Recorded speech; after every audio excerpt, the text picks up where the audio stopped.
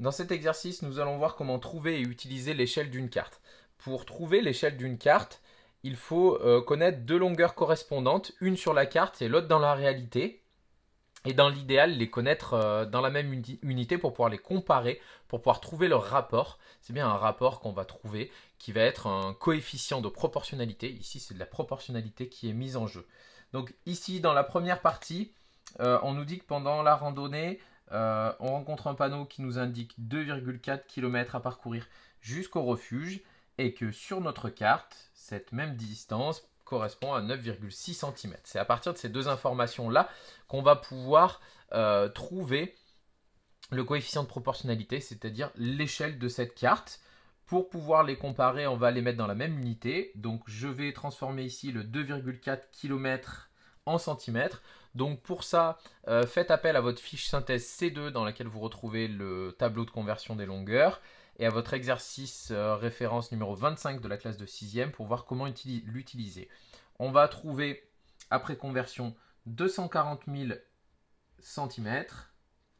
Et donc on va pouvoir ici compléter ce tableau qui est un tableau de proportionnalité en indiquant que sur la carte, j'ai mesuré 9,6 cm et que dans la réalité, on a 240 000 cm. Il ne nous reste plus qu'à trouver le coefficient de proportionnalité de ce tableau. Pour pouvoir trouver le coefficient de proportionnalité, on a bien besoin d'une colonne complète. Voilà pourquoi on a besoin de deux valeurs. Et on va calculer 240 000 divisé par 9,6, ce qui va nous donner, après calcul, 25 000. Donc ici, on sait que 1 cm sur la carte correspond à 25 000 cm dans la réalité. On a un coefficient de proportionnalité de 25 000. La réalité est 25 000 fois plus grande que notre carte. Donc on peut dire que notre carte est à l'échelle 1/25 millième. C'est un type de carte très utilisé en randonnée qu'on appelle des cartes top 25. Il existe aussi des cartes top 50 qui sont 50 000 fois réduites par rapport à la réalité, donc un tout petit peu moins précises. Ensuite, dans la deuxième partie de l'exercice, on nous dit que un panneau nous indique le refuge à 3,7 km et on voudrait connaître la distance entre le refuge et le sommet sur notre carte. Donc on va utiliser la même carte, donc on connaît déjà son échelle, on sait que 1 cm sur la carte correspond à 25 000 cm dans la réalité, et nous ce qui nous intéresse c'est de retrouver à combien de centimètres correspond 3,7 km. Et 3,7 km, on va commencer par le convertir en centimètres pour pouvoir le mettre dans le tableau, et on va trouver 370 000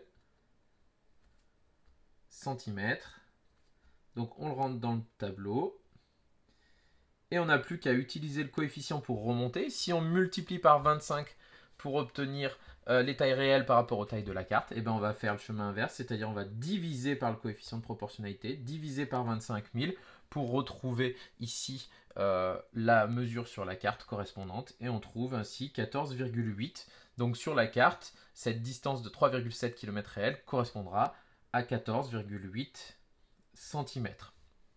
Dernière étape, on prépare le chemin du retour le soir au refuge et on se rend compte sur la carte que le trajet qu'il nous reste à faire correspond à 23 cm et on aimerait connaître cette distance en réalité. Donc toujours la même carte, on a toujours 1 cm sur la carte qui correspond à 25 000 cm dans la réalité et donc on cherche à savoir combien de kilomètres réels correspondent ces 23 cm sur la carte. Donc pour ça, on applique encore une fois notre coefficient de proportionnalité. On sait que la distance réelle est 25 000 fois plus grande que sur la carte.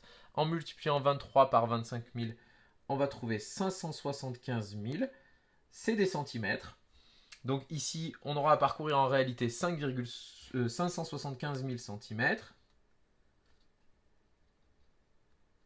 qui correspondent à 5,75 km une fois la conversion faite. Voilà pour ces distances.